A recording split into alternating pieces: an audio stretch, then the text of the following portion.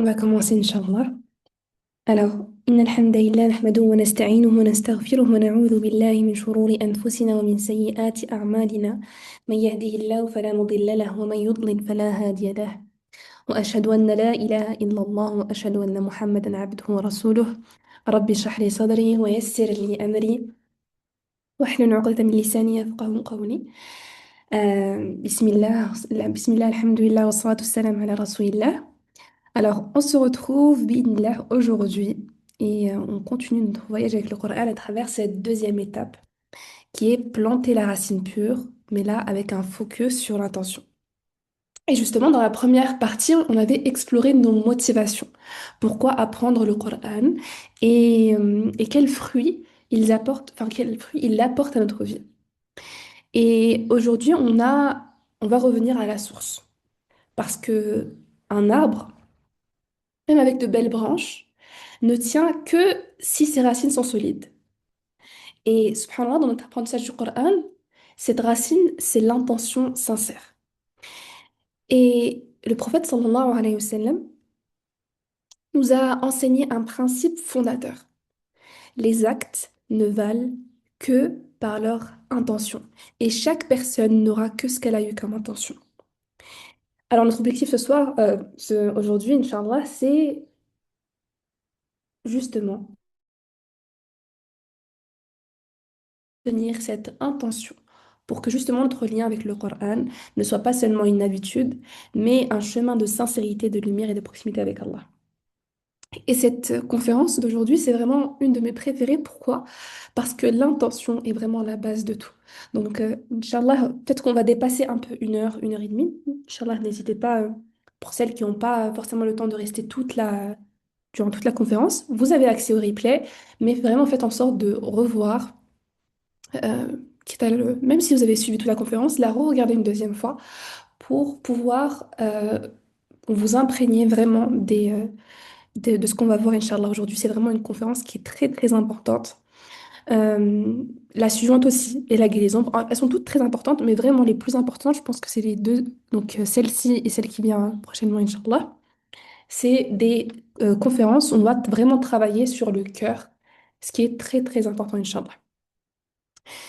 Donc, Inch'Allah, on va passer à un petit plan pour vous présenter un peu ce dont on va parler, Inch'Allah. Donc, la dernière fois, on avait parlé de pourquoi apprendre le Coran. Aujourd'hui, on va voir les trois autres points. Donc, établir la racine pure, l'intention sincère, entretenir la racine et se fixer un objectif réaliste et réalisable. Et pour vous rappeler un peu, non, on va voir aussi ouais, donc oui. Pour vous rappeler un peu, la dernière fois, on avait parlé enfin, de la différence entre l'intention, les motivations et l'objectif. Et donc, je vous pose la question, est-ce que vous vous en souvenez? Quelle était la différence? Là, on a un peu sur le diapo la différence, mais j'ai envie que vous écrivez cela pour voir ce que vous avez vraiment compris la différence. Est-ce que vous avez compris la différence entre l'intention, les motivations et l'objectif?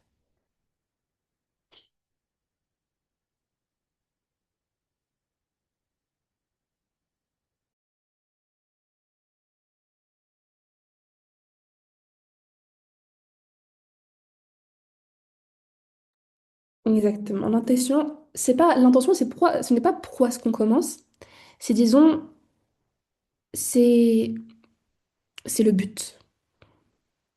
C'est ce qu'on cherche à atteindre à travers notre objectif, à travers nos motivations, à travers cet apprentissage. Qu'est-ce qu'on cherche à atteindre? On cherche à atteindre Allah.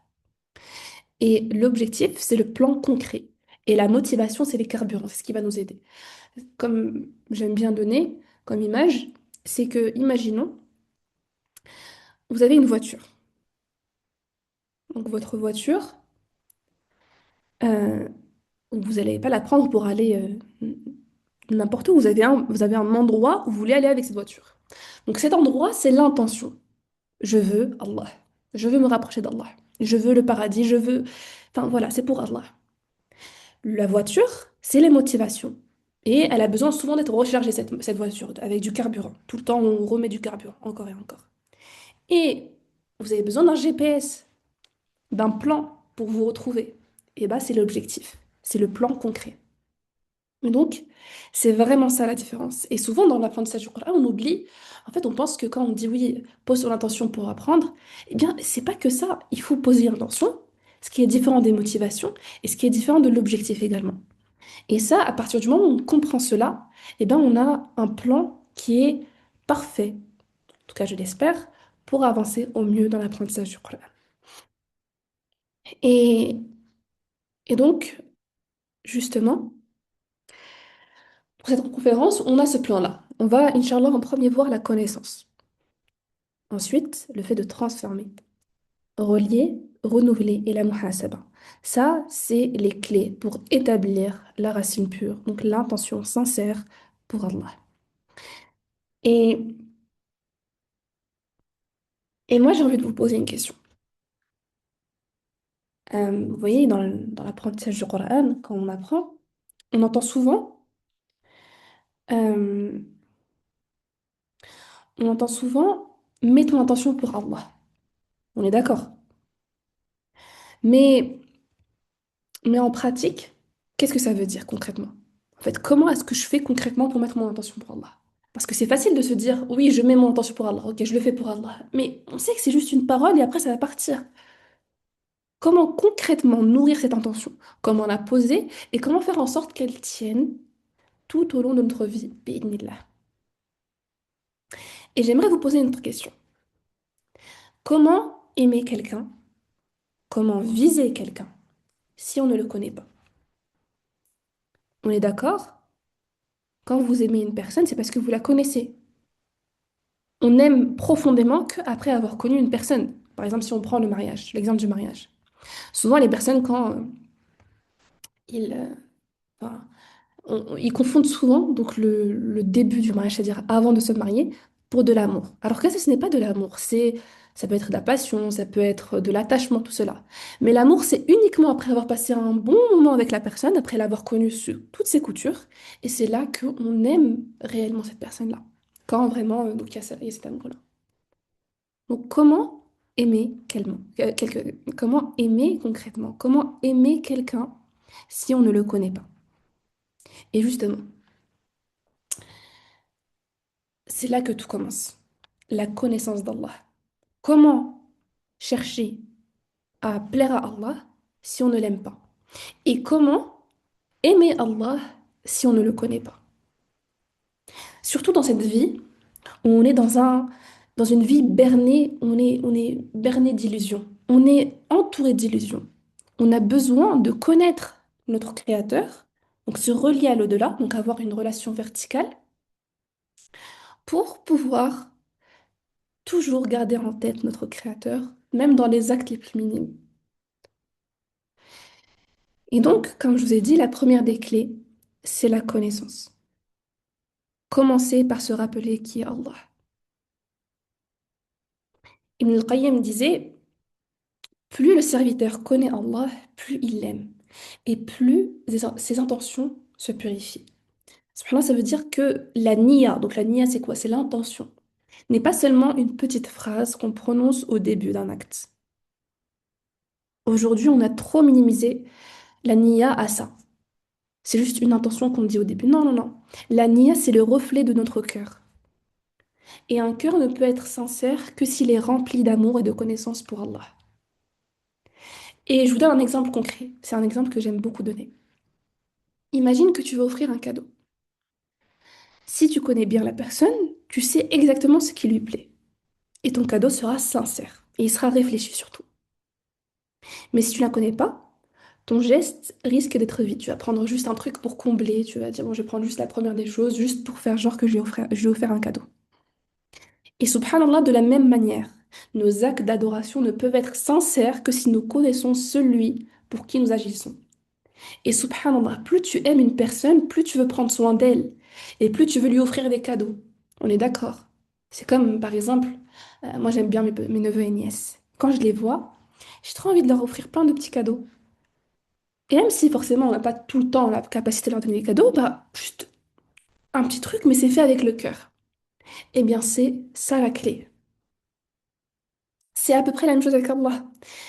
Et bon, il y a juste une petite nuance à saisir, car Allah, il n'a pas besoin de nous. c'est nous qui avons besoin de lui. Et par exemple, si aujourd'hui il nous laisse seuls même le temps d'un clin d'œil, on périra. Et subhanallah, regardez une chose qui peut augmenter l'amour d'Allah, enfin, dans notre cœur, c'est il n'a pas besoin de nous, et même comme cela, Allah prend soin de nous et nous guide. Et donc, vraiment, la meilleure des manières pour apprendre à connaître Allah, c'est par ses noms et attributs. Moi, pour ma part, quand j'étais petite, je voyais souvent ma mère, Allah yarhamha, elle avait son petit cahier avec plein de noms d'Allah et je voyais, elle les apprenait par cœur. Je ne comprenais pas pourquoi. Ou sinon, on avait un cadre dans la maison avec tous les noms d'Allah et je me disais, mais pourquoi est-ce qu'Allah, il a plein de noms? Je ne sais pas si vous avez déjà posé cette question-là. Et subhanallah, quand j'ai commencé à creuser, on se rend compte qu'en réalité, Allah, il nous a donné ces noms-là pour apprendre à le connaître, pour savoir qui est notre créateur. Et de cette manière-là, l'aimer encore plus et réussir à cheminer avec plus de sérénité. Parce que quand on connaît, par exemple, j'aime bien donner aussi cet exemple-là. Imaginez quand j'étais pas, par exemple, quand j'étais petite, j'allais, on allait être dans une invitation chez quelqu'un le soir, tard, et je m'endormais dans ma voiture. Mes parents, ils étaient devant. Mon père conduisait. Et je m'endormais et je savais que j'allais arriver à bon port. Je savais que même s'il arrivait quelque chose durant la route, mon père allait faire en sorte de bien s'en occuper. Parce que je faisais confiance au conducteur. Eh bien, c'est la même chose dans notre vie. Est-ce que vous faites confiance au conducteur de votre vie, à celui qui vous a créé وخلقكم وأحسن non, أعوذ بالله من الشيطان الرجيم. الله الذي جعل لكم الأرض قرارا والسماء بناء وصوركم فأحسن صوركم ورزقكم من الطيبات ذلكم الله ربكم. Allah, il nous fait connaître dans le Coran qu'est-ce qu'il est réellement. Et il nous dit dans le Coran, il nous parle de ses noms, il nous parle de qu'est-ce qu'il est capable de faire. Le fait qu'Allah, il a juste à dire soit et c'est. Le fait que Allah, il est Ar-Rahman. Ar-Rahman allama al-Qur'an. خلق الإنسان علمه البيان. Ar-Rahman, le tout miséricordieux. C'est des mots, des noms qui sont magnifiques. Donc Allah ne donne jamais une chose sans sagesse derrière. Et donc ces noms-là, s'il nous les a donnés, c'est pour une raison très importante. La première des choses, c'est apprendre à le connaître. Et la deuxième des choses, c'est pour l'invoquer à travers ces noms-là. Et subhanallah, chaque nom d'Allah est une clé qui ouvre ton cœur et purifie ton intention. On a par exemple le nom Al-Hadi. Al-Hadi, celui qui guide. Quand tu ouvres ton mushaf, quand tu prends ta lawha, tu te rappelles que c'est lui qui t'oriente vers l'apprentissage. C'est lui qui nous a guidés aujourd'hui à être maintenant, pour ma part, en train de parler et vous en train d'écouter. C'est lui qui nous a guidés vers l'islam. C'est lui qui nous a guidés vers l'apprentissage du Coran. Et donc celui qui guide, il donne aussi les moyens d'y arriver. Allah, il est également Ar-Rahman, le tout miséricordieux. Est-ce que vous avez déjà médité sur ces noms? Ar-Rahman, qu'est-ce que c'est? Qu'est-ce que c'est le tout miséricordieux? C'est il a une rahma énorme. C'est qu'il veut que ton bien. Que ton bien. Et même quand tu fautes, il veut ton bien. Et même quand tu as des épreuves, tu passes par des épreuves, que ce soit dans ta vie, dans ton apprentissage ou autre, sache que c'est un bien d'Allah. Parce qu'Allah, il est Ar-Rahman, Ar-Rahim, le tout miséricordieux. Allah, il est également Al-Karim, le généreux. Regardez, subhanallah, la récompense à travers le fait de lire ne serait-ce qu'une seule lettre du Coran. 10 hasanat. Imaginez quand tu révises une partie, tu es en train de réviser encore et encore, Allah te multiplie tes récompenses. Donc parfois, nous, quand on passe par des difficultés dans l'apprentissage du Coran, on ne voit que le résultat concret. Ah, je n'ai pas réussi à apprendre tel ou tel verset. Je n'ai pas réussi à apprendre telle ou telle page. Mais est-ce que tu vois toutes les récompenses auprès d'Allah? Le fait que tu es en train de multiplier tes récompenses, ne serait-ce qu'en révisant encore et encore. Allah également, il est quoi? Il est Al-Kabir, le très grand. Ça veut dire quoi? Ça veut dire qu'Allah, il est plus grand que les personnes qui te veulent ton mal. Ça veut dire qu'Allah, il est plus grand que cette difficulté que tu surmontes. Qu'Allah, il est plus grand que toute personne qui a été créée autour de nous. Et qu'Allah, il est plus grand que tes difficultés. Et donc, il est capable de te faciliter.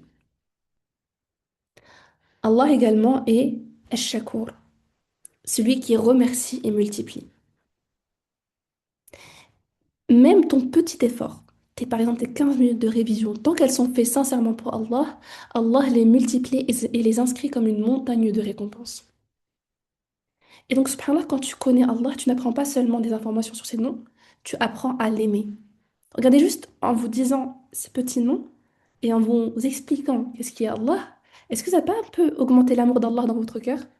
Je veux une réponse dans le chat. Moi, en tout cas, ça m'a augmenté l'amour d'Allah juste en parlant. Regardez, subhanallah, comment Allah, il est.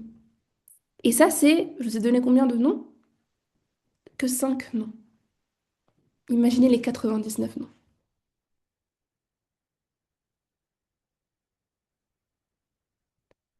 qui sont tous autant magnifiques que les autres. Et d'ailleurs, il y a, il y a un homme qui est très pieux, que souvent il me donne des conseils, etc. Je passais par une épreuve, subhanallah. Il m'a dit, Allah nous fait connaître se fait connaître dans notre vie à travers euh, des noms jalali, donc à travers son jalal, et à travers son jamal. Donc le jamal, c'est quoi? C'est la beauté. Allah, il a des noms qui sont très très beaux. Mais il a aussi des mots, des noms qui, qui montrent sa grandeur. Et les noms d'Allah qui montrent sa beauté, c'est les noms quand on a besoin de revenir vers lui, quand on a besoin de rahma, quand on a besoin d'un peu plus d'affection, d'amour. Et les mots qui montrent le jalal, eh bien, c'est des noms qui nous poussent à revenir vers lui, qui nous poussent à le craindre également. Parce qu'il faut avoir les deux. Il faut avoir la crainte et l'espoir. Et d'ailleurs, ça, c'est ce qu'on va voir, Inch'Allah, dans la conférence Ancrer le cœur.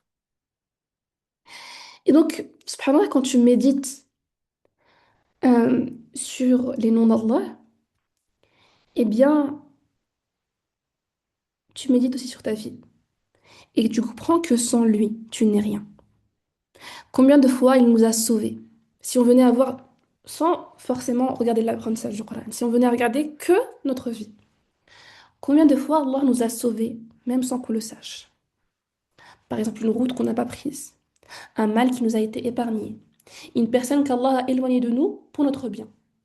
Et combien de fois Allah, je vous pose vraiment la question à vous-même et répondez-vous, combien de fois Allah t'a ouvert une porte que tu croyais impossible?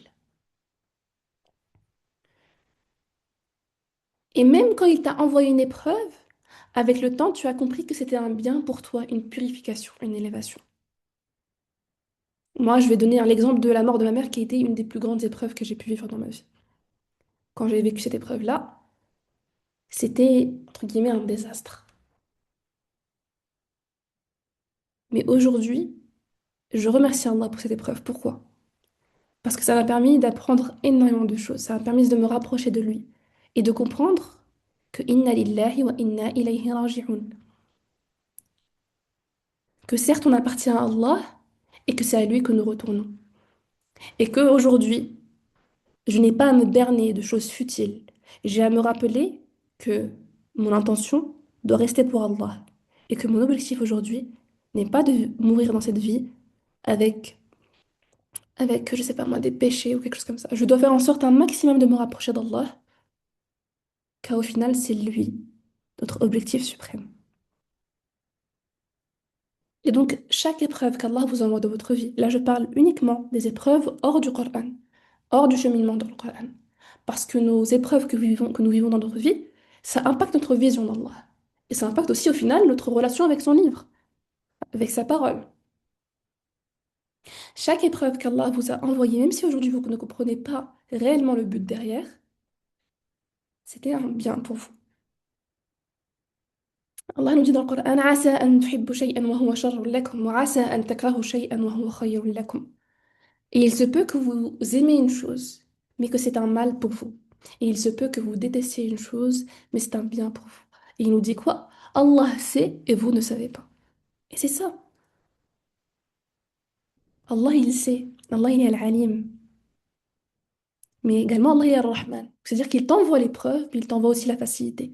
Et il te calibre l'épreuve uniquement pour ce que tu peux supporter. Car il nous dit dans le Coran, il nous dit, euh, أعوذ بالله من الشيطان الرجيم. لا يكلف الله نفسا إلا وسعها. Allah n'impose à aucune âme une charge supérieure à sa capacité. Donc Allah, il te calibre ton épreuve à- vraiment avec minutie. Et il te donne aussi les moyens de surmonter cette épreuve-là. Allah ne t'envoie jamais une épreuve sans t'envoyer le moyen pour la surmonter. Pourquoi?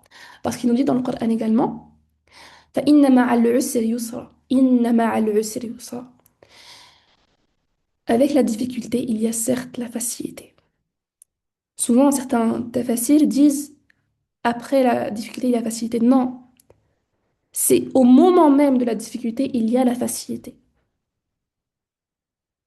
Parce que peut-être que tu vis une épreuve, un décès ou une autre chose, mais regarde tous les autres bienfaits qu'Allah t'a octroyés autour de toi.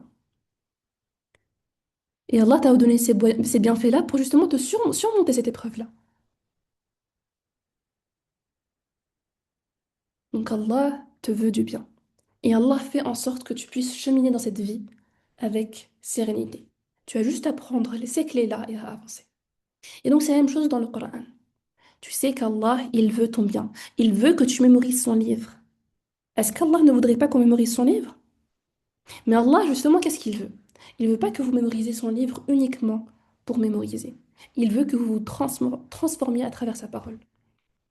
Il veut que son livre, donc le Coran, rappelez-vous ce qu'on a vu la semaine dernière. Le Coran est une guidée, c'est une guérison, c'est une intercession, c'est plein de choses. Toutes ces choses-là sont censées nous changer, faire en sorte qu'on se rapproche du comportement du prophète sallallahu alayhi wa sallam qui était un Coran qui marchait. Et donc, la première des choses à faire, c'est connaître Allah. Pour celles qui, bon, ce- pour celles qui ont vraiment besoin de faire cela, d'ailleurs, même moi jusqu'à aujourd'hui, je fais en sorte de toujours faire en sorte de connaître Allah. Eh bien, il y a un planeur, je vous écris le truc, je l'ai acheté d'ailleurs. C'est pas un planeur qui est très complet, mais il y a ça vous permet vraiment d'apprendre chacun des noms d'Allah. Vous avez donc chez Maison du Planeur, je pense que c'est sur Insta et sur Internet, je sais plus si c'est Internet sur ça.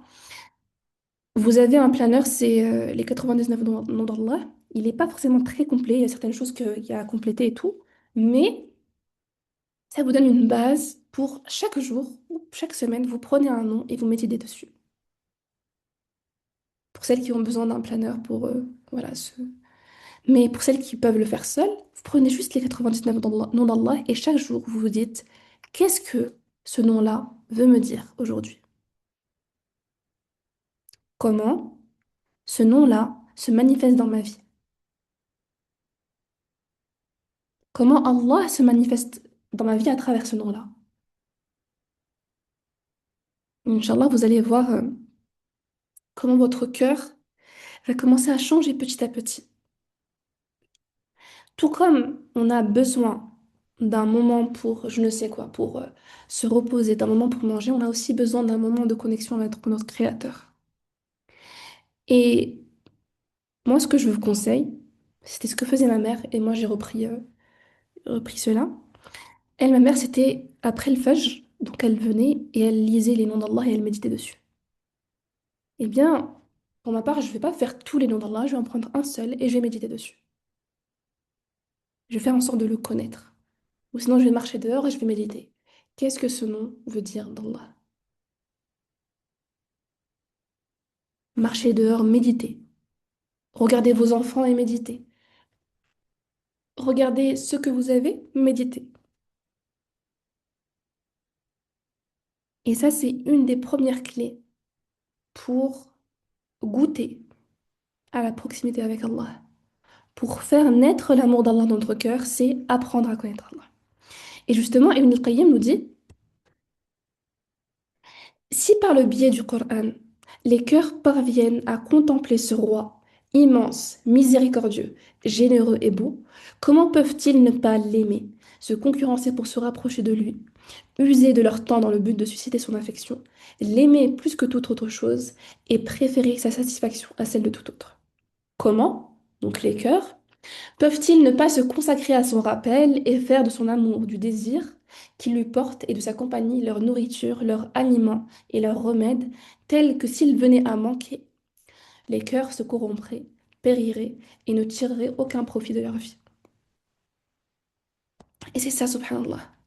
Si ton cœur goûte à cette proximité, comment pourrait-il rester indifférent? Comment ne pas brûler de désir de te rapprocher davantage encore et encore, et de multiplier les moments avec lui, de chercher son regard avant celui des gens. Mais moi, je vous le dis, quand vous goûtez à la proximité avec Allah, quand vous vous éloignez, parce que vous allez vous éloigner à certains moments, parce que je vous rappelle, al-insan, quand on rappelle, on revient à la racine grammaticale de al-insan en arabe, donc de l'humain en arabe, c'est l'insan. Quand on revient à sa racine grammaticale, ça vient du verbe oublier. Et donc, on est des êtres humains. On est des personnes qui l'ont oublié. On a constamment besoin de rappel. Donc, parfois, vous allez un peu vous éloigner d'Allah. Mais vous allez ressentir un vide dans votre cœur. Et vous allez comprendre qu'il faut courir vers Allah pour combler ce vide-là. Mais quand votre cœur est habitué à être loin d'Allah, eh bien, vos cœurs deviennent comme une pierre. Et au final, il faut un travail encore et encore pour purifier ce cœur-là. Et on va voir, Inch'Allah, comment purifier ce cœur-là, Inch'Allah, dans la conférence Ancrer le cœur. Inch'Allah. Mais du coup, quand vous goûtez à cette proximité avec Allah, le Coran devient plus qu'un texte à réciter, à mémoriser. Il devient votre nourriture du cœur. Et, subhanallah, il y avait certains pieux prédécesseurs qui disaient que lorsqu'ils ne lisaient pas un peu de Coran durant la journée, ils sentaient qu'ils étaient pas bien. Et je vous jure que quand vous goûtez à la proximité avec Allah, vous allez sentir cette chose-là. Quand vous ne révisez pas, quand vous ne lisez juste un peu de Coran, eh bien votre cœur sera vide. Et dès que vous allez commencer à réciter, votre cœur va se remplir. Et c'est ça, subhanallah. Et moi, je vous pose une question aujourd'hui. Qu'est-ce que vous donnez à manger à votre cœur? Est-ce que vous le nourrissez de la parole d'Allah ou est-ce que vous le laissez dépérir avec les distractions? Et cette question, je me la pose à moi-même également. Qu'est-ce que l'on donne à manger à notre cœur?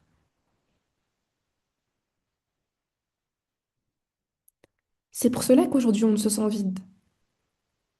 C'est parce que on donne à manger à un cœur qui a besoin de lumière, on lui donne de l'obscurité. On l'anesthésie avec nos téléphones, le scroll, les séries, la musique, le fait de parler sur les gens. Alors que le cœur, il a besoin de quoi? Que de lumière, de nour. C'est comme une personne qui a faim de manger du salé, mais on lui donne autre chose.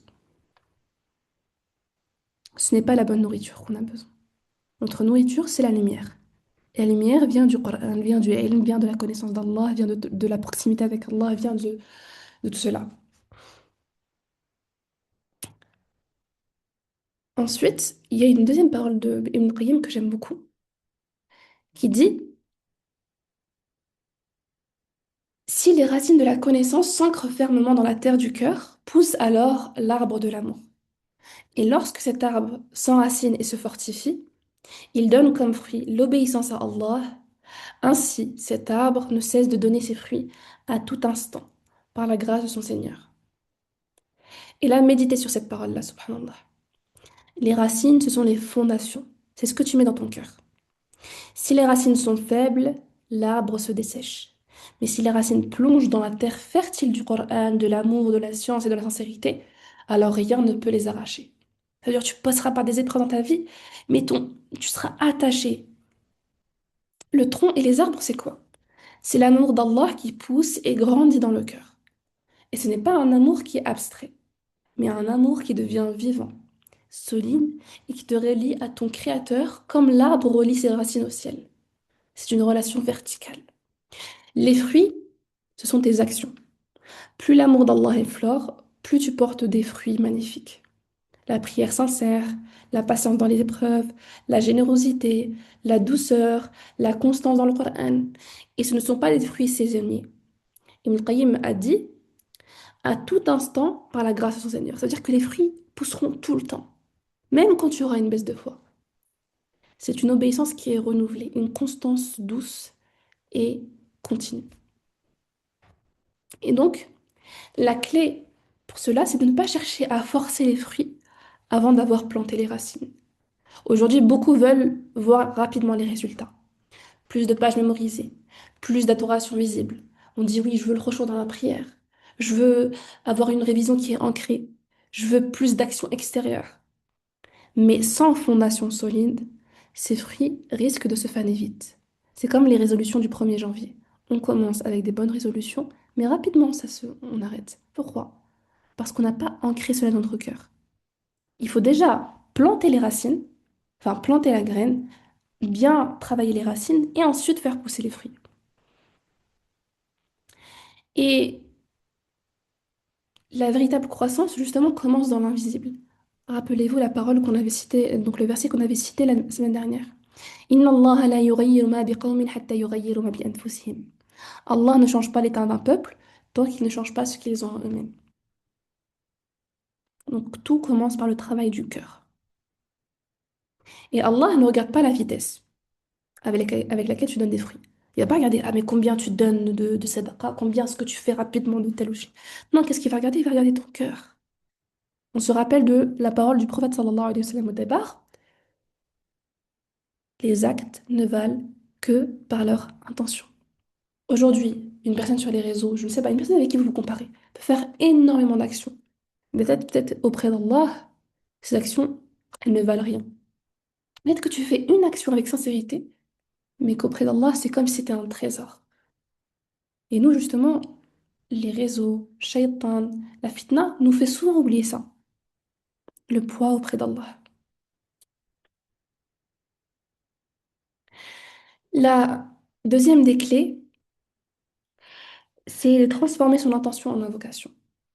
Ibn Taymiyyah, rahimahullah, disait, l'intention est une chose qui habite le cœur et elle a besoin de l'aide d'Allah. Cela veut dire que tu ne peux pas, par tes seules forces, garder ton intention pure. Tu as besoin de demander à Allah de la rectifier, de la purifier et de la protéger encore et encore.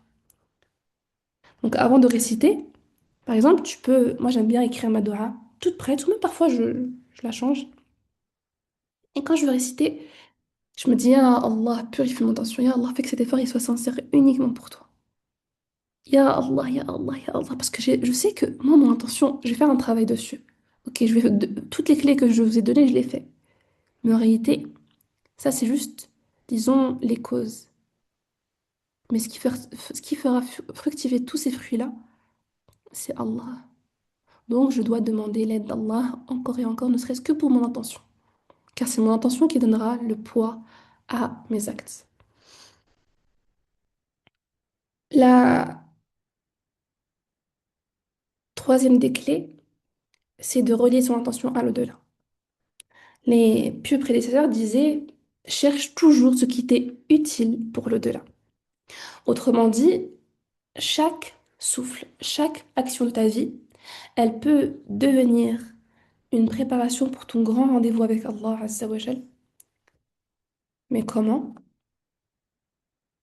Quand tu relis tout cela à Allah.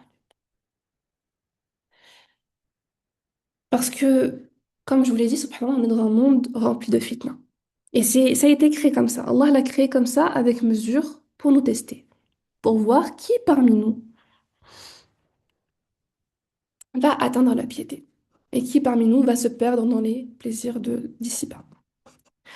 Et quand je parle comme ça, Même moi, parfois, je vais m'imaginer le paradis, j'ai l'impression que c'est un peu utopique. On est d'accord, on va se dire, mais c'est pas quelque chose qu'on s'imagine forcément.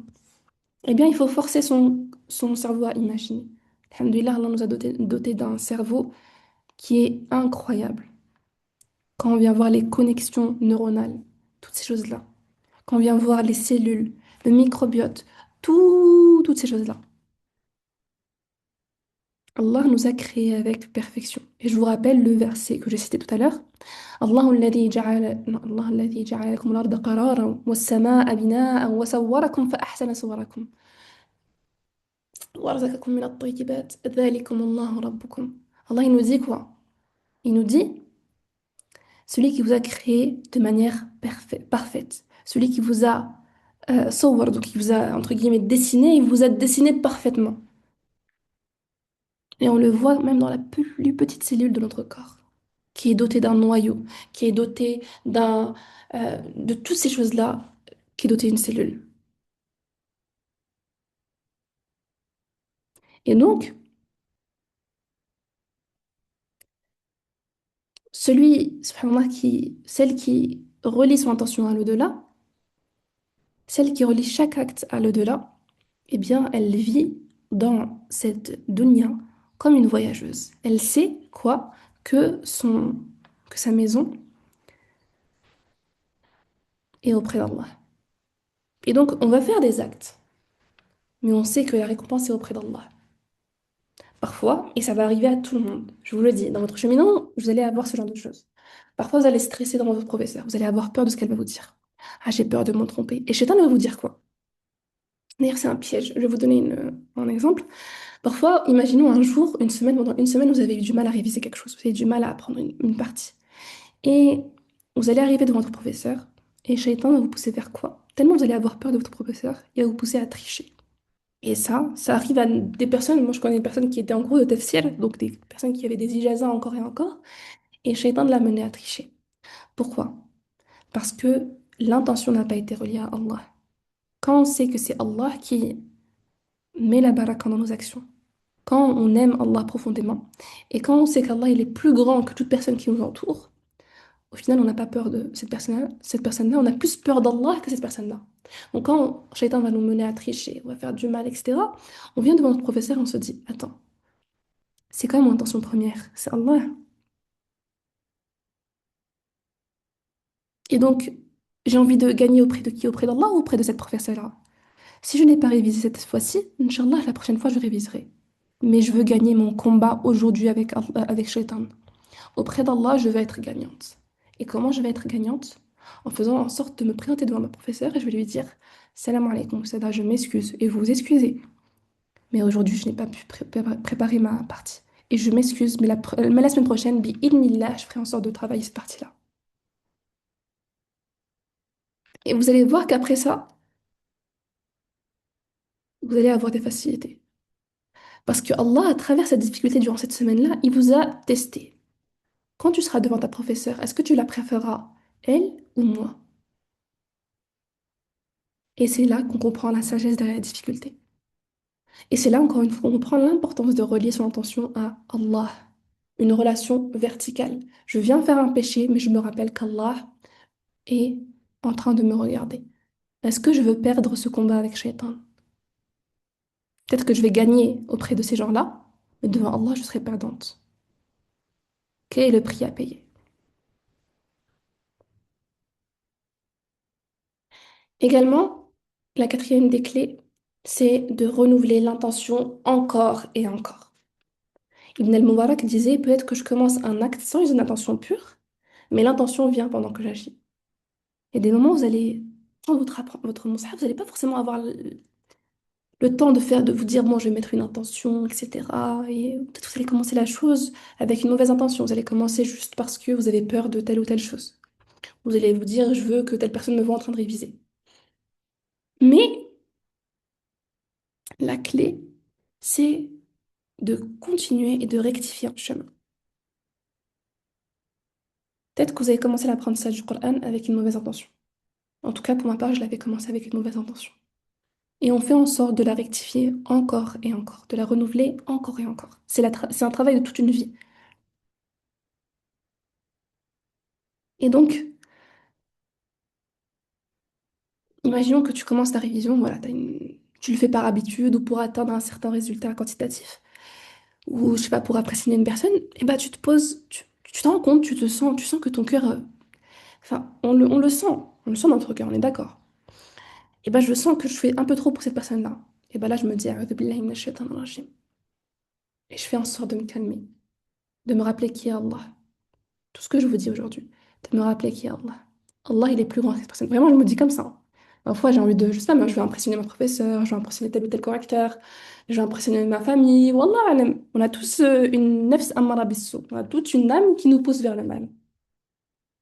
Quand ça m'arrive, quand je, quand je me rends compte de cette chose-là, je fais quoi? Je me parle vraiment à moi-même. Je me dis, mais attends, Shaima. Cette personne-là, c'est qui l'a créée? C'est Allah. Allah, il est le Kabir. Il est plus grand que cette personne-là.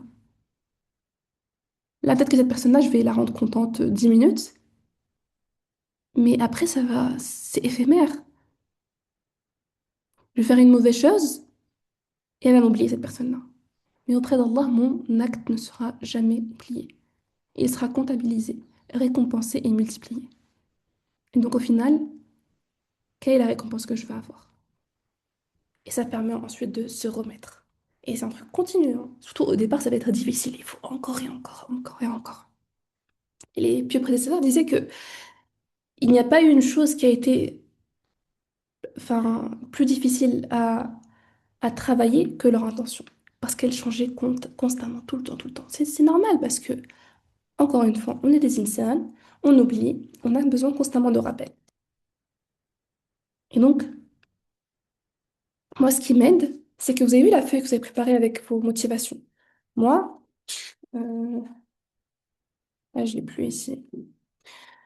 Je vois que dans mon mushaf, on me l'a enlevé, je l'avais prêté mon mushaf à quelqu'un.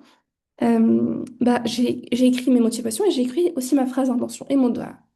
Quand j'oublie, je vois ma feuille qui dépasse un peu du mushaf et je me dis, Shaima, attention, ton travail de l'intention, il n'a pas été fait. Peut-être qu'aujourd'hui, là, tout ce que tu fais ta révision, là, toutes les récompenses que tu aurais pu avoir, un harf, donc une lettre, c'est 10 récompenses, peut-être que tu n'en as aucune auprès d'Allah. Peut-être que j'ai même pas fait correctement ma révision, mais en même temps, auprès d'Allah, ma révision, elle n'est pas comptabilisée. Ok, travaille ton intention. Encore et encore. L'intention, elle n'est pas figée. Elle se renouvelle avant, pendant et même après l'acte, en demandant à Allah d'accepter et de purifier notre intention. La cinquième des clés, c'est de pratiquer la muhasaba, l'auto-bilan. El-Ghazali, il insistait beaucoup sur cet exercice.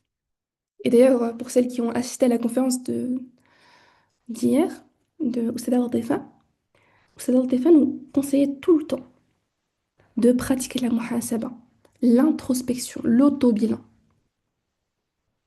Comment est mon cœur? Chaque croyant doit revenir sur ses actes, examiner son cœur et rectifier ce qui a besoin d'être rectifié. Ça, c'est la parole d'Al-Ghazali. Et Al-Hassan al-Basri, donc pour ceux qui connaissent, c'est un peu prédécesseur, il disait, le croyant est son propre juge. Il s'arrête, se remet en question et rectifie sa voie. L'hypocrite, c'est quoi? L'hypocrite avance sans jamais regarder en arrière. Est-ce qu'on fait partie de du croyant ou de l'hypocrite? Encore une fois, j'ai le choix. De quel côté est-ce que je veux faire partie? Et donc l'idée n'est pas de culpabiliser. Je vous répète, on se retire de la culpabilité. La culpabilité, c'est un piège dans lequel il ne faut pas tomber. La culpabilité, elle nous emprisonne, elle nous empêche d'avancer. Alors que la muhasaba, donc avec rahma, donc avec miséricorde, elle nous permet d'être honnête envers nous-mêmes, mais de se dire, ok, j'ai fait une faute, mais je reviens vers Allah. Tant que je ne suis pas morte, J'ai encore le temps de revenir vers Allah. Allah il nous dit dans le Coran, قل يا عبادي الذين أسرفوا على أنفسهم لا تقنطوا من رحمة الله إن الله يغفر الذنوب جميعا إن الله هو الغفور الرحيم. Allah nous dit dans le Coran quoi? Il nous dit, ô mes serviteurs qui avez commis des excès à votre propre détriment, ne désespérez pas de la miséricorde d'Allah. Donc ne désespère pas de la miséricorde d'Allah. Tu pratiques la muhasaba, l'autobilan. Tu te dis, ok, moi parfois je suis direct avec mon âme, hein. Je me dis, mais Shaima, t'es malade. Il y a ça de pas bon, il y a ça t'as pas fait correct. Mais bon, tu fais l'istighfar, tu demandes pardon à Allah, on pleure, on demande pardon à Allah, mais après, on a demandé pardon à Allah, on fait l'action pour changer, sortir de cet état-là. Je ne reste pas emprisonné dans la culpabilité parce que la culpabilité vient de Shaitan qui nous pousse à rester statique. Et donc, pour pratiquer la muhasaba, ce que j'aime bien, moi, c'est avoir une fois par semaine, ou même peut-être le soir, même quand vous rentrez. Après, c'est difficile de faire tous les soirs parce que, surtout pour une maman, disons qu'il y a les enfants à gérer, ensuite, il y a le mari. On a les mamans, je trouve que vous êtes des warriors quand même, hein. Vous avez beaucoup de choses à faire. Et bon, toute personne aussi, toute personne dans notre quotidien. Mais disons que le cerveau d'une maman ne s'arrête jamais. C'est, il est toujours en train de penser à quelque chose en particulier, soit à ses enfants, soit à prendre soin de telle chose. Et donc pour revenir à ce que je disais, mais donc chaque fin de semaine se dire, est-ce que j'ai appris à réciter pour Allah ou pour autre chose? Est-ce que j'ai été régulière? Qu'est-ce qui m'a empêché quand je ne l'ai pas tenu? Qu'est-ce que je peux améliorer ou changer pour la semaine prochaine? Et parfois ça peut être positif, alhamdulillah, j'ai été constante. Et là, on remercie Allah et on se dit qu'on a réussi ça uniquement par la grâce d'Allah. Ou parfois ça va être une faiblesse. J'ai procrastiné. Et là, on fait quoi? On ne s'enferme pas dans la culpabilité, on identifie la cause, on diagnostique et on ajuste. Et donc la muhasaba, c'est comme un miroir qu'on tend à notre âme. Plus tu le fais, plus ton intention reste vivante et sincère. Et donc, Inch'Allah, on aura une mini-activité à faire donc, durant la semaine sur la muhasaba. Ce sera vraiment une chose qui est importante, Inch'Allah. Euh, vérifier une chose.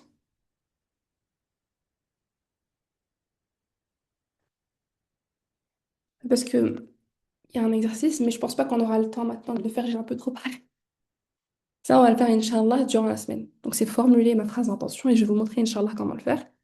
Et formuler votre doigt à répéter à chaque fois. Vous allez l'écrire. C'est très important de l'écrire. D'ailleurs, pour celles qui ont assisté, encore une fois, hier à la conférence de Stade Latifa, elle, elle motivait les gens à écrire. Écrire pour vraiment ancrer dans son cœur, ancrer dans notre tête, dans notre cerveau. Ok, c'est un pacte avec moi-même, un pacte entre moi et Allah. C'est pour ça que, bon, je fais un petit aparté, mais j'aime beaucoup la lawha. Pourquoi? Parce que la lawha, elle permet d'ancrer dans notre cœur, dans notre mémoire, d'utiliser plusieurs mémoires à travers l'écriture. Le fait d'écrire les versets du Coran avant de les mémoriser, ça aide énormément, que ce soit pour le lien avec le Coran, mais également pour la mémorisation. Donc c'est pour ça que j'aime beaucoup cette méthode-là, qui, euh, qui est très utile dans cela. Et, et pour clôturer au niveau de cette partie-là, on a compris que l'intention pure ne se limite pas à un instant. On est d'accord. Elle doit être entretenue au quotidien. Ibn Rajab disait, celui qui surveille son intention, Allah lui facilitera la sincérité. Et donc la sincérité n'est pas donnée une fois pour toutes. C'est une vigilance quotidienne. Encore et encore, je reviens pour travailler sur mon intention, etc. Et donc là, on va passer à le fait donc d'entretenir justement cette racine, cette intention. Comment faire en sorte de, euh, de travailler sur notre intention. Et pour cela, on va, en premier lieu, passer par trois étapes, cette partie. Identifier, modifier et enfin nourrir. Et là, on va avoir un petit exercice introspectif, donc de 2 minutes, Inch'Allah. J'aimerais que vous pensez à une question, à cette question-là et méditez vraiment en 2 minutes. Essayez de comprendre qu'est-ce qui vous a poussé à agir autrement que pour Allah. Vous pouvez écrire des mots-clés, par exemple sur le chat. Vous pouvez vous le dire à vous-même. Donc, essayez vraiment de méditer là-dessus, Inch'Allah.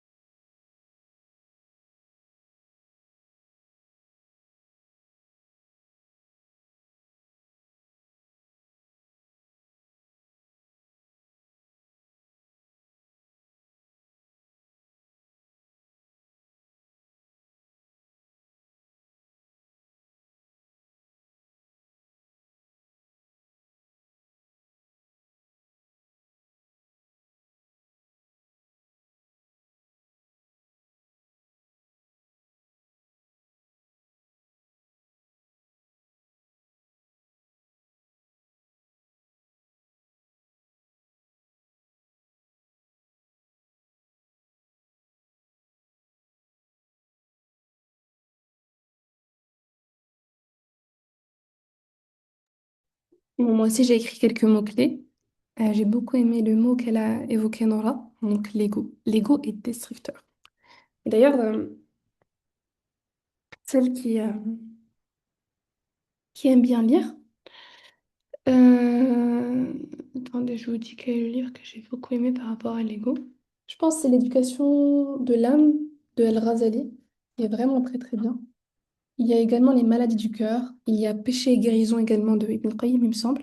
Non, c'est pas Ibn Qayyim qui a fait des péchés et guérisons. Je vais regarder. Mais c'est vraiment des livres qui sont très très très bons pour... ouais, c'est Ibn Qayyim.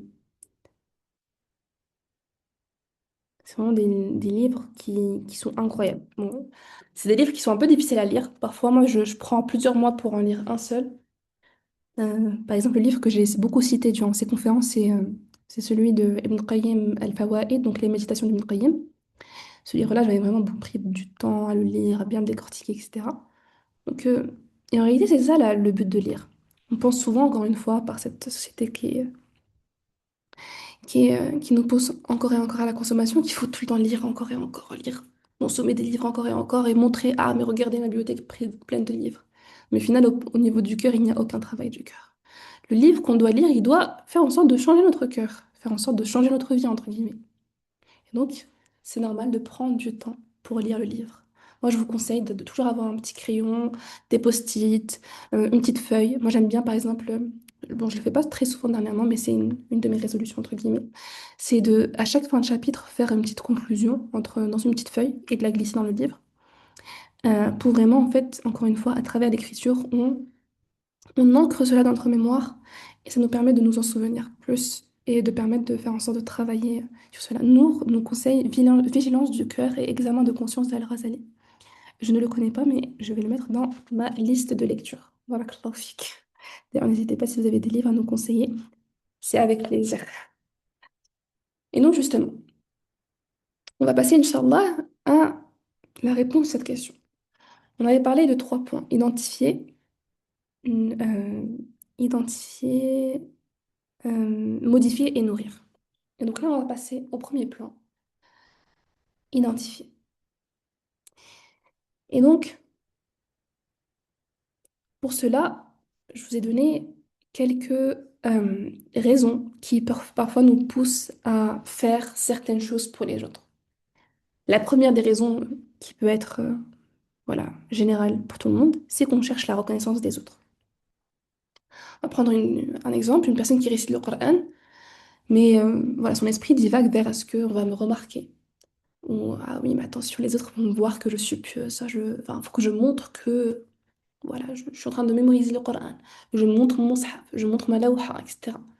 Et ça, au final, si la motivation, elle vient de ça, de l'ego ou du regard des gens, il faut faire en sorte de la corriger.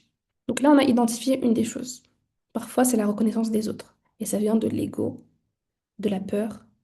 Et ça peut venir aussi du fait de une maladie du cœur, le fait de vouloir se montrer. Quel est le remède pour cette pensée-là? C'est de se rappeler que le regard des gens est éphémère, mais que le regard d'Allah est éternel. Peut-être que les gens t'applaudiront aujourd'hui, mais le jour du jugement, ce n'est pas leur reconnaissance qui te sauvera, c'est ton intention sincère. Et le prophète sallallahu alayhi wa sallam nous a mis en garde contre cela dans un hadith qui est très effrayant. Il nous dit les premiers à être jugés le jour du jugement dernier seront quoi? Un savant, un lecteur du Coran, un combattant, un généreux, mais qui avait agi, pas pour Allah, mais pour être vu. Et on leur dira, vous avez déjà reçu votre récompense auprès des gens. Et là, gros coup de massue. Est-ce que je veux recevoir ma récompense auprès d'Allah ou auprès des gens? Encore une fois, on va oublier. On va avoir tendance parfois à se comparer, à chercher la reconnaissance des autres, mais il est essentiel de toujours se rappeler auprès de qui je veux recevoir ma récompense. Quelle est la récompense qui me permettra d'être le plus comblé? Elle est auprès d'Allah.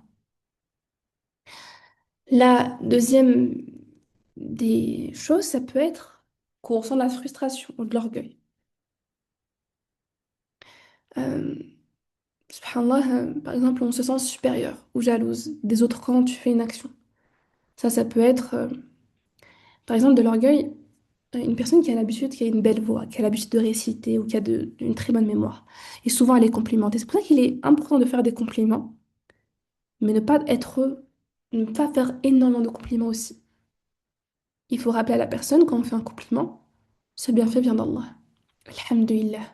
Quand on fait un compliment, Alhamdulillah, Allah t'a donné tel bienfait. Alhamdulillah, Alhamdulillah encore et encore.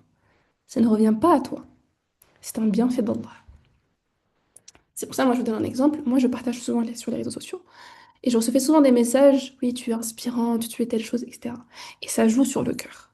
C'est pour ça que je fais en sorte de toujours faire une pause sur les réseaux. Parce que souvent, ça peut impacter notre cœur et nous amener à penser que, je sais pas, qu'on est supérieur aux autres, qu'Allah nous en préserve ou autre. Et, et donc, au final, altérer notre intention, altérer plein de choses, et vraiment, les réseaux sociaux, c'est vraiment un piège pour notre intention, pour toutes ces choses-là. C'est vrai que ça apporte du bien, c'est-à-dire qu'on partage, etc. Mais c'est très, très nocif aussi pour nous. Et donc, vraiment, il est important de toujours faire un travail de l'intention, même au niveau du partage sur les réseaux sociaux. Et donc, bah, cette intention-là, elle peut nous berner aussi au moment quand on reçoit un complément au niveau du Coran.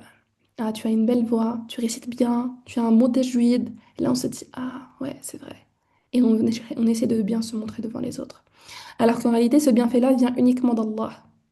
Et donc, quand on ressent ce genre de choses, parfois, moi, je vais recevoir un compliment, je me dis, Shaima, oublie pas, telle chose vient d'Allah. Et Allah, il a fait quoi également? Il a caché tous mes défauts.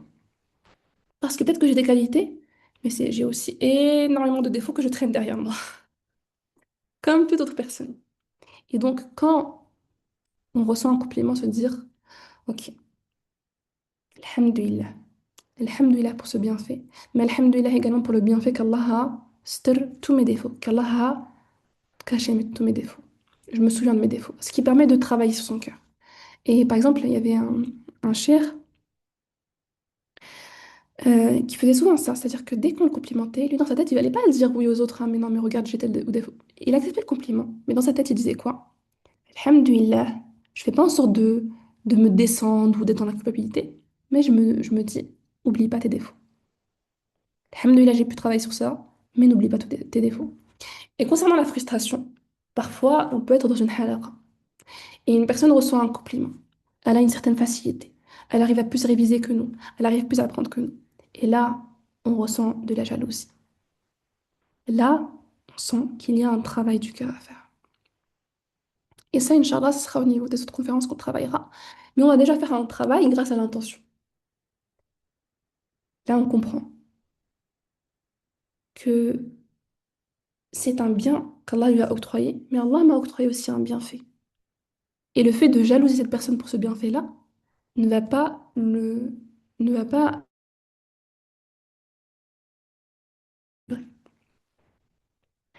La troisième choses qui peuvent altérer notre intention, enfin qui nous permet de voir quand notre intention elle est mauvaise, c'est le fait d'abandonner vite ou de procrastiner.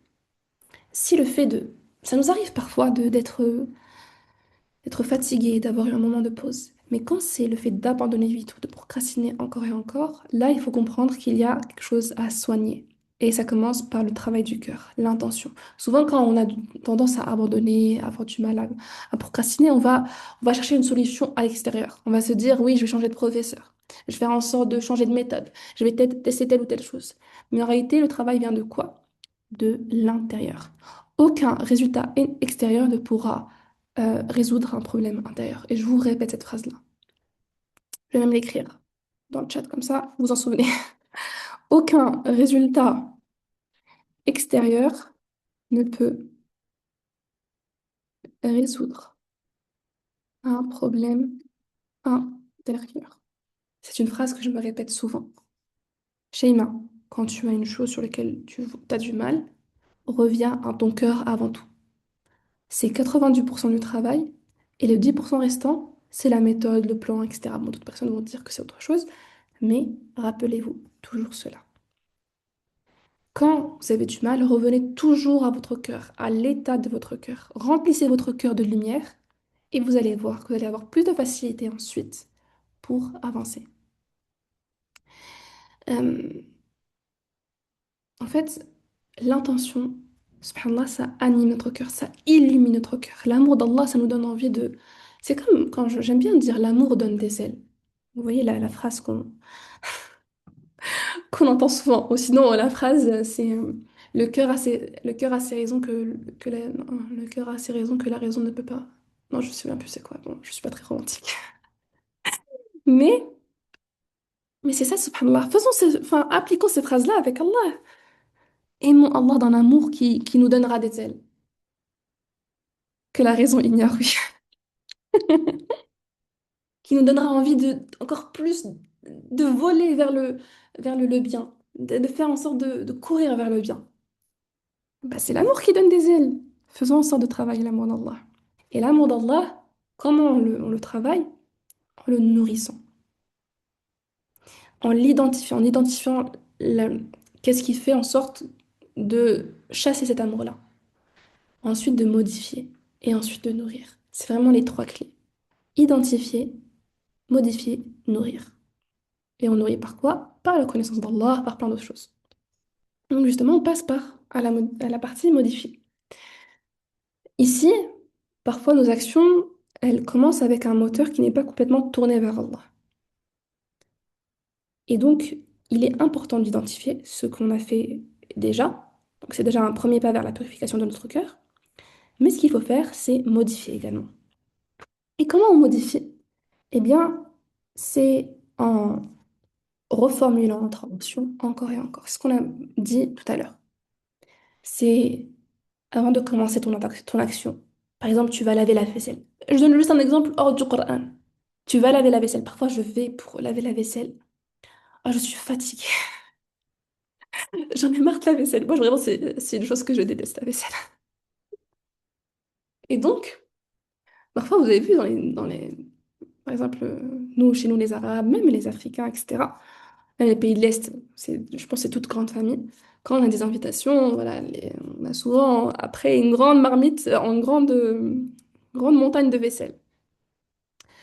Et, euh, et parfois, quand je me retrouve devant la vaisselle, je me dis, bon, Shaima, non, j'ai la flemme. Mais après, quand je me rappelle Allah, je me dis, vas-y, Shaima, tu cours vers la vaisselle avant qu'une autre personne vienne la faire. Pourquoi? Parce que tu veux la récompense. Tu vas te dire que toutes ces personnes-là qui ont mangé, bah, au final, c'est toi qui vas prendre la récompense. Bon, il y a des fois, j'oublie cette récompense-là, mais des fois, ça me motive encore plus. Et donc là, ça me donne envie de faire cette vaisselle-là, au final, que je déteste. Et donc, c'est la même chose. Quand on reformule notre intention encore et encore, ça nous donne envie de faire cet acte-là. Cet acte-là. Quand, imaginez, vous êtes allongé dans votre lit, vous avez la flemme d'aller réviser, vous avez la flemme d'aller apprendre. Reconnectez votre motivation à Allah. Donc, rappelez-vous la relation verticale. Je suis dans mon lit, je suis allongée. Je me dis, Shaima, peut-être que ta révision, tu vas pas la réussir forcément, mais auprès d'Allah, si tu es constante, et bah tu vas avoir la récompense, ne serait-ce que pour avoir lu quelques versets. Donc je me lève et je vais réviser et je vais apprendre. Même si c'est à 23 heures. Parfois, au final, j'ai pas des moments pour. Par exemple, j'ai un programme qui est assez. Que je. Alhamdoulilah, d'ailleurs, on va la voir dans la conférence Orienter les branches, comment faire un bon programme. Alhamdoulilah, j'ai un bon programme. Mais à des moments, on a des imprévus. Et il y a des moments, à cause de ces imprévus-là, par exemple, durant toute la journée, je ne vais pas pu apprendre le Coran, pu réviser ou autre, parce que bah, j'avais tel rendez-vous médical, ensuite j'avais telle chose à gérer, etc. Et je me retrouve le soir, j'ai juste envie de dormir. Je me dis, Sheima, juste rappelle-toi la récompense. Si tu montrais à Allah juste 10 minutes, tu vas réviser un peu. Et c'est difficile de se sortir de ce lit, hein, enfin de notre flemme, de cette procrastination. Et je me rappelle la récompense. Et je reformule mon intention. Et au final, ça me permet d'aller travailler au niveau de ça, d'aller faire ma révision, d'aller faire mon apprentissage même à 23 heures. Bon, j'ai du mal à apprendre à 23 heures, je le fais pas. Mais au moins la révision, il faut pas lâcher. Ensuite, il faut ajouter un rappel spirituel. Euh, Parfois, quand je sens que mon intention, elle est un peu, elle divague, soit je vais faire en sorte de la nourrir avec, avec des rappels, donc des hadiths que je lis, etc. Ou sinon, je vais aller regarder une vidéo, je vais aller écouter un peu de Coran, je vais aller écouter un podcast, quelque chose qui va réanimer mon cœur, quelque chose qui va me donner envie de modifier telle ou telle chose. Et donc, ajouter un rappel spirituel, rappelez-vous, les actions ne valent que par leur intention. Et également dans le Coran, Allah nous dit,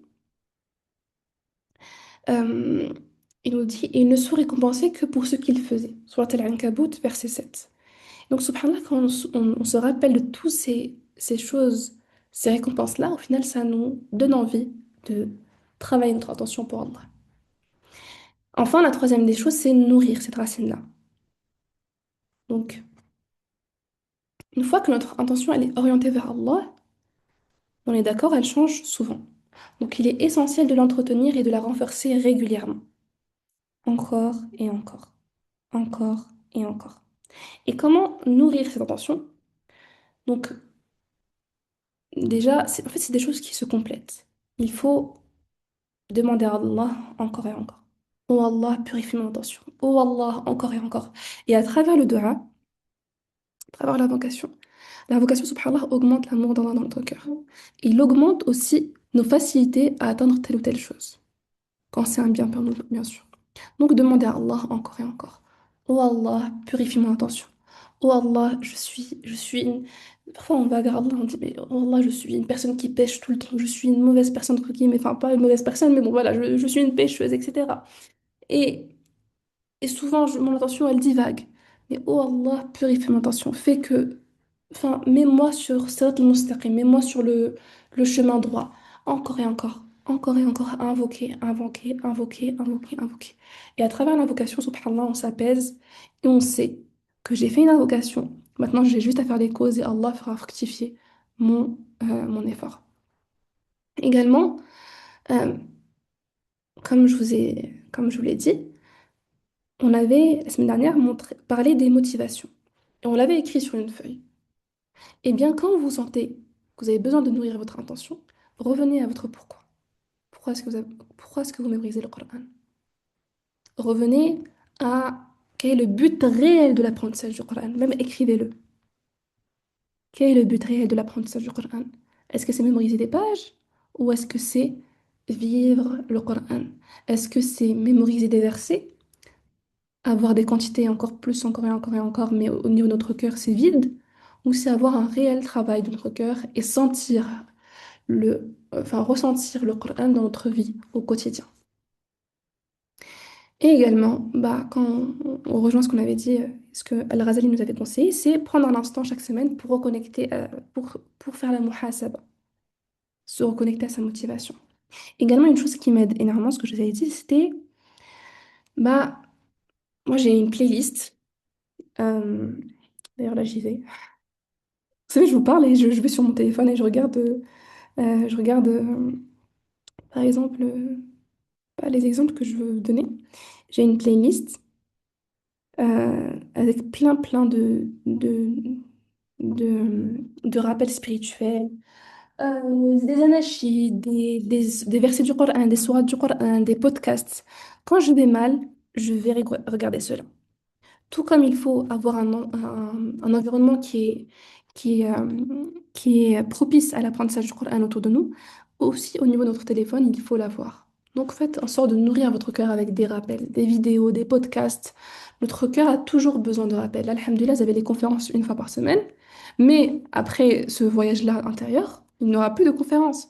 Vous aurez encore accès au replay, donc vous pourrez aller les regarder encore et encore, mais parfois vous allez avoir un peu la flemme de regarder une vidéo de 2 heures, une conférence de 2 heures.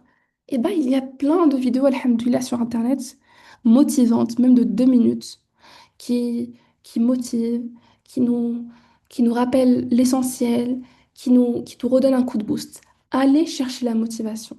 Il faut nourrir son cœur avec cette motivation-là. Là, alhamdoulilah, donc, on a pu voir comment établir cette racine pure et comment la nourrir. Et subhanallah, comme on a pu le remarquer, l'intention, c'est comme un arbre. Si on l'arrose régulièrement, ses racines s'enfoncent profondément et deviennent stables face aux tempêtes. Et donc, à chaque fois que vous entretenez votre intention, vous la rendez encore plus forte. Parfois, vous allez penser, quand je tombe, eh bien, le fait de me relever, bon, voilà, j'ai une faiblesse. Non, quand tu tombes et que tu te relèves, tu as appris une leçon. Et ta foi, elle est encore plus forte au final. Tu as encore plus envie de revenir vers Allah. Et bah, le fait de retourner encore et encore vers Allah, c'est ça la vraie constance. Ce n'est pas le fait de ne jamais tomber. Tu vas avoir parfois des moments de démotivation dans ton apprentissage du Coran. Tu vas faiblir, tu vas avoir des baisses de foi. C'est normal, on a été créé ainsi. Et Allah nous le répète dans le Coran. Mais il nous dit quoi également? Qu'il nous a envoyé un rappel, un guide, et il nous a donné la facilité en même temps que la difficulté. Donc là, alhamdoulilah, on a pu faire le plus gros du travail, le travail du cœur. Enfin, disons 30% du travail du cœur. Mais il reste encore plein de choses pour travailler ce cœur-là, Inch'Allah, qu'on fera dans la conférence Élaguer les ombres et ancrer le cœur. Là, on va voir comment fixer un objectif réalisable. C'est comment avoir le plan concret pour avancer dans notre apprentissage du Coran. Car pour progresser dans notre apprentissage du Coran, il ne suffit pas d'avoir des bonnes intentions. On est d'accord. On peut se dire, ah bah je veux mémoriser le Coran, mais je fais aucun effort pour. J'aime Allah, mais je fais aucun effort pour me rapprocher d'Allah. Bah ça c'est vain. Donc il faut se donner des objectifs clairs, réalisables et structurés. Car un objectif bien défini te permet de rester motivé, de mesurer de mesurer tes progrès et de célébrer chaque petite victoire. Donc la première des choses pour avoir un bon objectif, c'est d'évaluer notre réalité. Et donc ça, Inch'Allah, c'est ce qu'on va faire comme exercice durant la semaine. En plus de, vraiment, cette semaine il y aura plusieurs exercices. Donc s'il vous plaît, essayez d'avoir, c'est pas des exercices qui vont durer longtemps. C'est 10 minutes par jour, essayez de travailler sur l'atelier, Inch'Allah. En premier lieu, évaluez votre réalité. Combien de temps réel je peux consacrer chaque jour? Quel est mon niveau actuel? Combien de pages ou de hizb je peux mémoriser ou réviser sans me surcharger? Et on ne se surcharge pas, parce qu'on cherche à durer le plus longtemps possible, à tenir sur la durée. Ensuite, définir un objectif concret. Il faut être précise. C'est pas je veux apprendre plus, je veux mémoriser le Coran entier. Non, donne-toi un objectif quantitatif. Mais il faut pas que ça t'emprisonne. C'est un plan concret, mais ce qui va te permettre de tenir le plan, c'est ton intention. Donc je fais pour Allah, mais j'ai besoin d'un plan. Je veux mémoriser combien par semaine? En tout cas, le minimum. Et quand je suis au top de ma forme, qu'est-ce que je peux réussir à faire? Parfois, vous allez devoir recalibrer votre objectif. Encore une fois, Vous allez faiblir parfois. Mais le plus important, c'est de revenir encore et encore.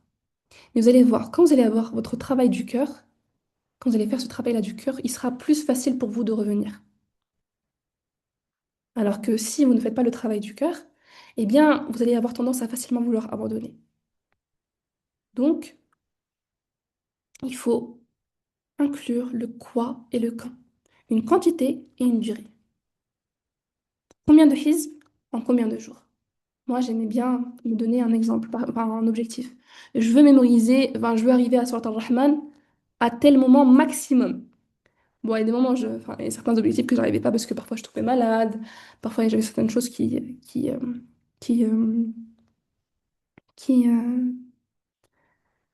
qui modifiaient entre guillemets ma trajectoire.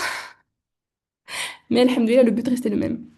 Mais euh, ça permet quand même de se motiver. Par exemple, là dans ma tête, j'ai un but que je me suis fixé, et ben, ça me motive. Et à chaque fois, je vois mon mushaf et je me dis, Hachema, là, regarde et tout, regarde et tout. Ça motive. Et je me dis pas, c'est impossible. Je me dis, c'est possible grâce à Allah. On se rappelle qui est Allah.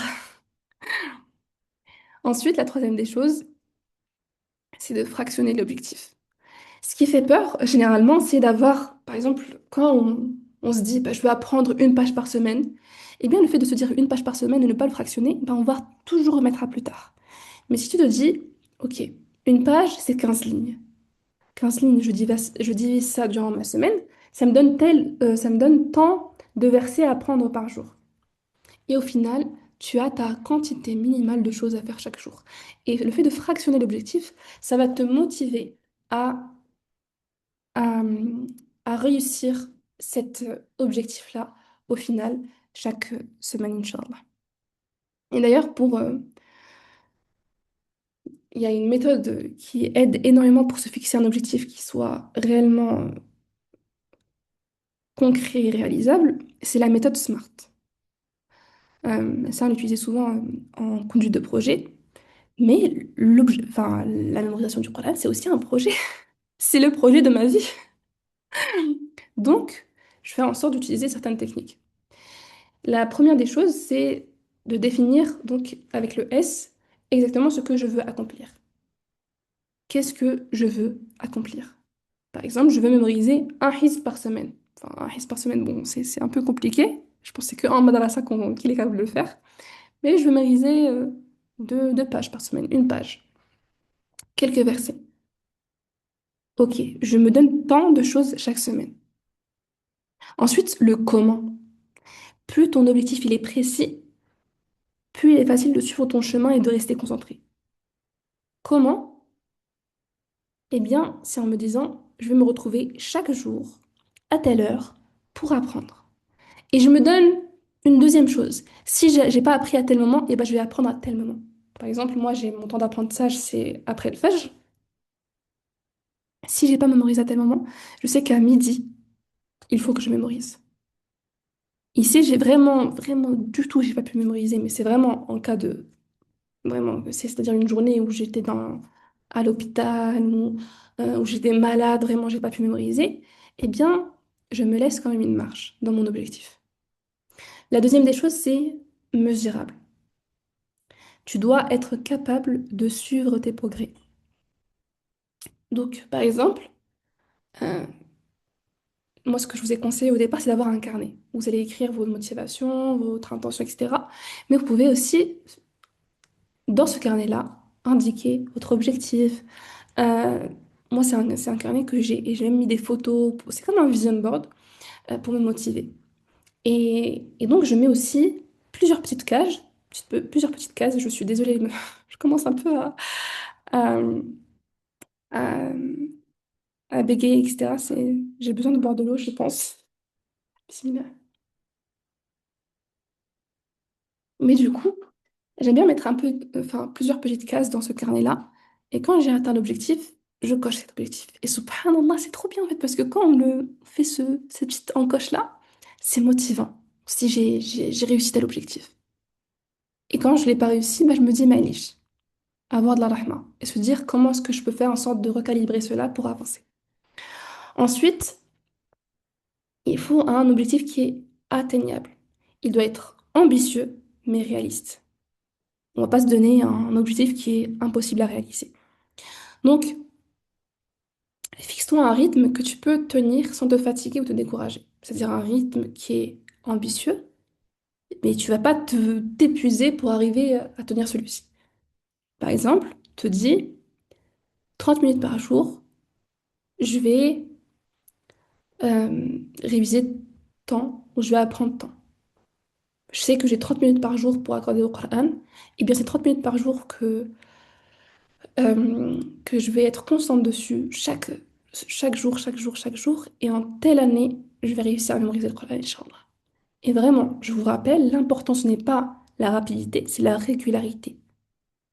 Et il y a un hadith du prophète sallallahu alayhi wa sallam qui nous dit que l'action la plus aimée d'Allah est la plus constante, même si elle est minime. Donc rappelez-vous que la régularité prévaut sur la rapidité. Et plus vous serez régulière, plus vous ferez en sorte d'être régulière, plus Allah bénira vos efforts et plus il vous facilitera dans la mémorisation. C'est à travers la régularité qu'on arrive à faire énormément de progrès. Ensuite, c'est réaliste. Donc avoir un objectif qui doit être réaliste. C'est-à-dire, pertinent. C'est-à-dire, il doit avoir un sens profond et nous rapprocher d'Allah. Ce n'est pas uniquement finir un quota ou autre, mais c'est nourrir notre compréhension, notre pratique. Également, c'est vraiment quelque chose qui soit réaliste dans notre tête. C'est-à-dire, ok, je suis capable de le faire. Ensuite, c'est temporel. Se fixer une limite claire mais flexible. Par exemple, d'ici 4 semaines, je veux atteindre Hizb Yassin. Voilà, je me dis ça. D'ici 4 semaines, je veux mémoriser euh, 2 pages de al-Baqarah. C'est réaliste, c'est temporel, c'est ambitieux, mesurable, spécifique et atteignable, je vais réussir, Inch'Allah. Et donc, cette méthode-là, ça permet vraiment d'avoir un objectif clair, un plan concret pour tenir durant votre apprentissage du Coran, Inch'Allah. Et bien sûr, toujours lier l'objectif à l'intention. Toujours lier l'objectif aux motivations. Pour ne pas oublier pourquoi est-ce qu'on fait ça. Parce que parfois, quand on se perd trop dans l'objectif, eh bien on se perd dans une relation qui est mécanique avec l'apprentissage du Coran.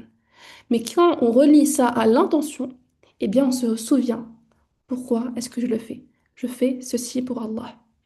Et parfois, même quand on n'atteint pas l'objectif, le jour où j'ai pas réussi à atteindre mon objectif de sortie Yassine, je me suis dit, Khair, Inch'Allah, t'as fait de ton mieux, mais t'es passé par telle ou telle épreuve. Le plus important, c'est ma sincérité auprès d'Allah. C'est le fait que j'ai fait en sorte de rester constante. Et même quand je n'ai pas réussi à rester constante, eh bien, je l'ai fait pour Allah. Et il y a certainement un bien dans le fait que je n'ai pas réussi forcément à atteindre cet objectif, mais je fais en sorte de recalibrer et de reprendre, Inch'Allah, mon chemin. Et c'est comme ça qu'on fait en sorte de toujours rester motivé, bi'idhnillah, dans l'apprentissage du Coran. Et donc ça, c'est vraiment, bi'idhnillah, la clé au niveau de votre intention, de votre objectif et de motivation, ce qui va vous permettre, bi'idhnillah, de continuer dans la durée. Et ce sera, Inch'Allah, un des ateliers de cette semaine. Et d'ailleurs, pour appuyer là-dessus, Al-Nawawi nous rappelle que les actes d'adoration doivent être appropriés, mesurables et réguliers. Et ça, c'est dans son livre qui est L'éthique des mémorisateurs du Coran. Donc, c'est vraiment le livre, si vous voulez, euh, travailler votre relation avec le Coran en termes de adab, en termes de comportement. Comment se comporter avec le Coran, comment se comporter avec les professeurs, comment doit être l'étudiant du Coran, l'étudiante du Coran. Donc l'imam Nawawi nous dit que les actes d'adoration doivent être appropriés, mesurables et réguliers. Et subhanallah, regardez comment, même auprès des savants, auprès de ces personnes-là qui ont énormément de science, eh ben, il faisait tout de même en sorte d'avoir des objectifs qui soient clairs, un plan concret. Et regardez ce qu'il dit, approprié. Et ça revient à ce qu'on a dit. Tes actions, elles doivent correspondre à ton niveau, ton temps disponible et ta capacité. Car agir de manière appropriée, ça te permet de rester confiante et de ne pas te décourager. Alors que si tu agis de manière non appropriée, tu te donnes un résultat, un objectif qui est trop compliqué à atteindre, ça va te décourager. Donc sois ambitieuse, mais appropriée. Il dit mesurable, car tu dois pouvoir suivre tes progrès pour te motiver et constater tes efforts quand ils portent leurs fruits. Et régulier, on rappelle que la constance vaut plus que l'intensité. Donc même un petit acte fait tous les jours a plus de valeur qu'un grand effort ponctuel. Donc c'est vraiment ce que j'aimerais que vous vous rappelez de cette conférence, Inch'Allah. C'est l'intention et comment doit être un objectif concret, binillah. Et, et pour clôturer, Inch'Allah, j'aimerais revenir sur une parole de Ibn Rajab qui dit combien de petites actions sont rendues grandes par l'intention et combien de grandes actions sont rendues petites par l'intention. Et cette parole, subhanallah, c'est une véritable boussole pour notre vie spirituelle. Elle nous enseigne que la grandeur d'une action ne réside pas dans sa quantité, mais dans la sincérité de l'intention qui la guide. Oui, bien sûr, vous aurez à la fin 15 minutes de questions-réponses, Inch'Allah. Et donc, cette conclusion nous invite à revenir constamment à notre cœur, à réexaminer notre intention et à la réorienter vers Allah. Chaque geste quotidien devient alors un lien profond avec Allah. Chaque effort, même minime, prend une valeur infinie. Donc ne sous-estimez jamais la puissance de votre intention. Comme je vous l'ai dit, l'amour donne des ailes. Eh bien, votre intention bidnillahi vous donnera des ailes. Et chaque jour, c'est une opportunité de planter et de nourrir la racine pure de votre cœur pour que votre vie entière devienne un jardin de lumière et de bénédiction. Et donc, Inch'Allah, on va clôturer cette conférence par une invocation. Et puis, on va passer aux questions-réponses, Inch'Allah. Donc, Ya Allah, purifie nos intentions. Fais de nous des compagnes du Coran. Mets la lumière de ton livre dans nos cœurs, dans nos foyers et dans nos vies. Donne-nous la constance, la douceur et l'amour de ta parole, le Coran. Et fais de chaque pas dans ce voyage une élévation vers toi. Et fais que notre relation avec le Coran soit un arbre solide, enraciné dans nos cœurs et dont les fruits nous accompagnent dans ce monde et dans l'au-delà. Allahumma amin. Barakallahu fikum. Alors j'aimerais bien que vous me posiez des questions, Inch'Allah, si vous avez des questions à poser. Et également que vous me disiez qu'est-ce que vous retenez de cette conférence et des deux conférences qu'on a pu avoir, du coup celle de la semaine dernière et celle-ci. Et Inch'Allah, on passera aux ateliers cette semaine dans le groupe Telegram pour lier la théorie à la pratique, lier l'action à la théorie, Inch'Allah. Donc Allah vous récompense. Je vous laisse, Inch'Allah, poser vos questions et me dire également ce que vous avez pu penser de cette conférence. D'ailleurs, je vous enverrai, en plus du replay, donc un formulaire anonyme, bien sûr. Vous pourrez, bien sûr, Inch'Allah, me dire ce dont vous avez pu penser de cette conférence-là, ce dont vous pensez des ateliers, si vous avez des questions, si vous avez des recommandations, ça sera anonyme. Donc, Inch'Allah, si une personne a un petit message à faire passer, au moins vous allez avoir le questionnaire anonyme. Et si vous voulez nous soutenir et nous motiver, vous avez encore une fois la possibilité de le faire à travers cela et qu'Allah vous récompense.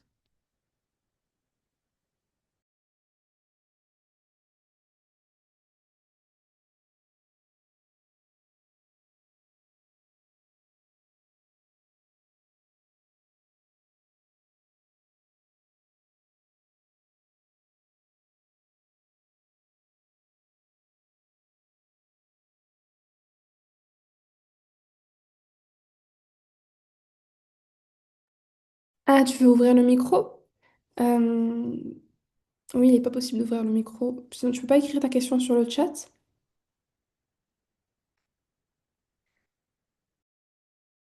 Sinon, Inch'Allah, vous pouvez aussi poser la question directement sur le groupe. Euh, et, euh, et sinon, vous avez aussi...